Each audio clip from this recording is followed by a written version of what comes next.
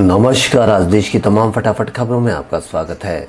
News के channel इसलिए देखते हैं ताकि आपको सूचना मिल सके, और अगर आप हमारे चैनल को सब्सक्राइब कर सकते हैं न्यूज़ सुनने के लिए।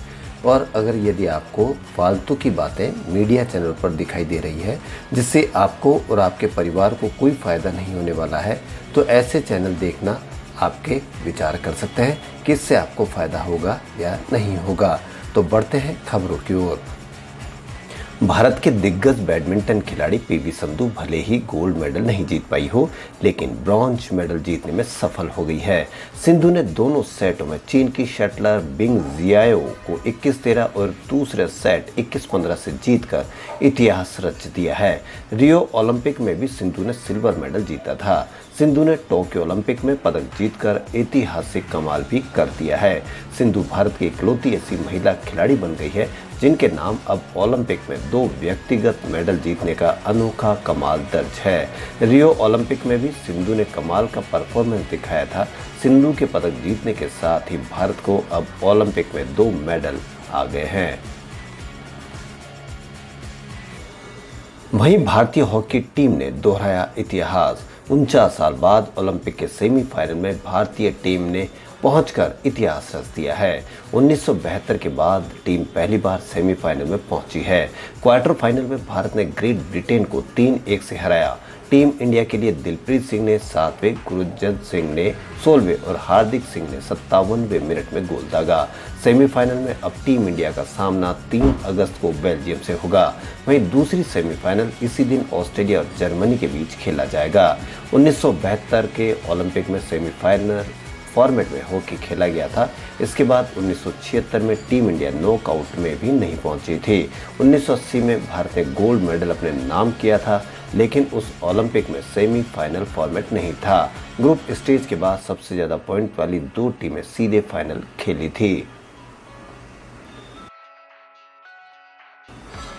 भारतीय जनता पार्टी के राज्यसभा सदस्य किरोड़ी लाल मीणा रविवार यानी आज पुलिस को चकमा देते हुए राजस्थान के जयपुर में आंबागढ़ किले में प्रवेश कर गए और वहां सफेद रंग का आदिवासी झंडा लगा दिया। बाद में पुलिस ने उन्हें गिरफ्तार कर लिया। निर्दलीय विधायक रामकेश मीणा की अगुवाई में समुदाय के कुछ युवकों ने इस किले में लगे भगवा ध्वज को कथित तौर पर उतार दिया था। इसके बाद से किला विवाद में है। जयपुर आगरा राजमार्ग पर गलता के पास पर्वतीय क्षेत्र में स्थित इस किले के प्रवेश द्वार पर भारी पुलिस बल तैनात है। मीणा अपने समर्थकों के साथ किले के पीछे जंगल से होते हुए रविवार तड़के किले में पहुंचे और वहां शिव मंदिर के पास सफेद झंडा लगा दिया। संसद में केंद्रीय सामाजिक न्याय मंत्रालय की ओर से कहा गया है कि पिछले 5 सालों में मैला साफ करने से किसी की भी मृत्यु नहीं हुई है। वहीं अब सरकार के इस दावे पर कई सवाल उठने लगे हैं। साल 2019 में अपनों को खोने वाले इसे अपने साथ एक क्रूर मजाक बता रहे हैं। मुंबई से सटे मीरा भाईदर के एक शौचालय के ऊपर अमन बादल का परिवार रहता है। 10 मई 2019 को 21 वर्षीय अमन ठाणे के एक निजी सोसाइटी में सीवर की सफाई करने गए थे। उस दौरान जहरीली गैस की वजह से इनकी मृत्यु हो गई। मृत्यु के समय अमन का 2 साल का बेटा था। परिवार अब एक शौचालय के ऊपर रहता है। मृत्यु के बाद सरकार ने 10 लाख रुपए के मुआवजे और नौकरी का ऐलान किया था, लेकिन आज तक कुछ नहीं मिला। पूरा परिवार सफाई का काम कर अपना गुजारा बसर कर रहे हैं। दूरसंचार क्रांति के दौर में सार्वजनिक क्षेत्र की प्रमुख सरकारी कंपनी भारत संचार निगम लिमिटेड ने पिछले लगभग 78 माह में अपने 9.22 करोड़ मोबाइल उपभोक्ता गंवाए हैं। बीएसएनएल ने सूचना का अधिकार कानून के तहत मांगी गई जानकारी में बताया है कि बीते 6 वित्त वर्षों में करीब 1.35 करोड़ लैंडलाइन ग्राहकों ने भी कनेक्शन वापस कर दिए हैं, जबकि इसी दौरान कंपनी ने 50 लाख से अधिक लैंडलाइन उपभोक्ताओं को जोड़ा भी है। पीटीआई भाषा ने बीएसएनएल से सूचना का अधिकार कानून के तहत जनवरी 2015 से मई 2021 तक मोबाइल और लैंडलाइन कनेक्शन वापस करने वाले ग्राहकों की संख्या की जानकारी और नए उपभोक्ताओं को जोड़ने की संख्या के बारे में सूचना मांगी थी।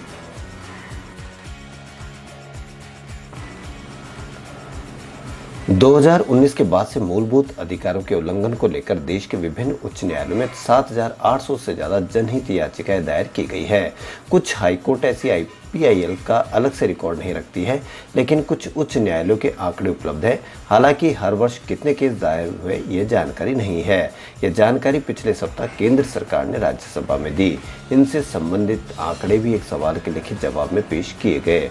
इसमें सरकार ने बताया कि मूलभूत अधिकारों के उल्लंघन को लेकर सुप्रीम कोर्ट व विभिन्न हाई कोर्ट में पिछले 28 साल में कितने मामले दायर किए गए हैं। सरकार ने बताया कि वर्ष 2019 से इस साल जुलाई के बीच देश भर की हाई कोर्ट में मूल अधिकारों के हनन के खिलाफ कुल 7,832 केस दायर किए गए। सुप्रीम कोर्ट में ऐसे कितने मामले दायर हुए, इस सवाल के जवाब में सरकार ने कहा कि इस तरह से आंकड़े तैयार नहीं किए गए हैं। वित्त मंत्रालय ने रविवार को GST रेवेन्यू कलेक्शन का डेटा जारी किया। इसके मुताबिक जुलाई में गुड्स एंड सर्विस टैक्स से होने वाले कलेक्शन 1,16,393 करोड़ रुपए रहा। जून में आंकड़ा 92,849 करोड़ रुपए रहा था। जुलाई में GST का ग्रॉस कलेक्शन का डेटा साल भर पहले से 33% ज्यादा है। इससे पहले देश में कोरोना की दूसरी लहर से लागू जगह जगह लॉकडाउन से कलेक्शन का आंकड़ा जून में 8 महीने बाद 1 लाख करोड़ रुपए से नीचे आ गया था। वित्त मंत्री निर्मला सीतारमण ने कहा कि कोविड-19 से जुड़ी पाबंदियों में ढील से जुलाई में GST कलेक्शन का आंकड़ा एक बार फिर से 1 लाख करोड़ रुपए के पार निकला है। इससे इकोनॉमी में तेजी से रिकवरी साफ तौर पर देखी जा सकती है। उन्होंने कहा कि आगे भी GST कलेक्शन का आंकड़ा बढ़ने की उम्मीद है।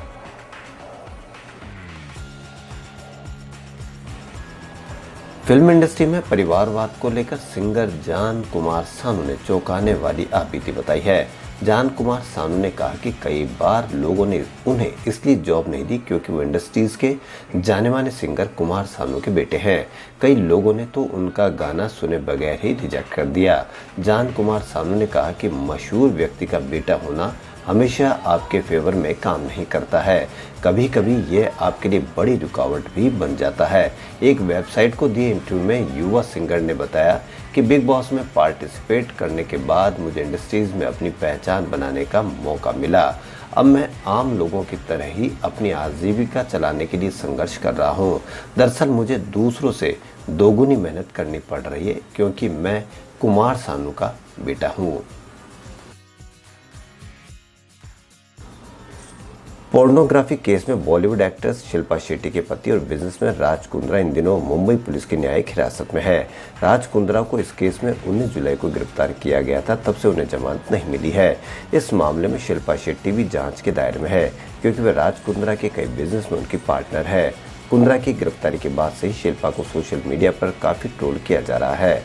इसी बीच शिल्पा को बॉलीवुड से कुछ सेलेब्स का सपोर्ट भी मिल रहा है। डायरेक्टर हंसल मेहता के बाद अब एक्ट्रेस ऋचा चड्ढा उनके सपोर्ट में उतर आई है। उन्होंने सोशल मीडिया पर पोस्ट शेयर कर कहा है कि आदमी की गलती पर औरत को दोष देना बंद कर देना चाहिए। डायरेक्टर हंसल मेहता ने शिल्पा के सपोर्ट में जो पोस्ट शेयर किए थे उनको रिपोस्ट करते हुए ऋचा चड्ढा ने कहा कि जब किसी मर्द की गलती होती है तो हम उस मर्द को दोषी ठहराने के बजाय उसकी जिंदगी में जो औरत है उसे जिम्मेदार ठहराने लगते हैं। शिल्पा ऐसे लोगों के खिलाफ केस कर रही है, यह जानकर बहुत खुशी हुई। खबरों फिलहाल इतना ही। यदि आपको हमारा चैनल पसंद आए तो लाइक, सब्सक्राइब और शेयर अवश्य करें। धन्यवाद।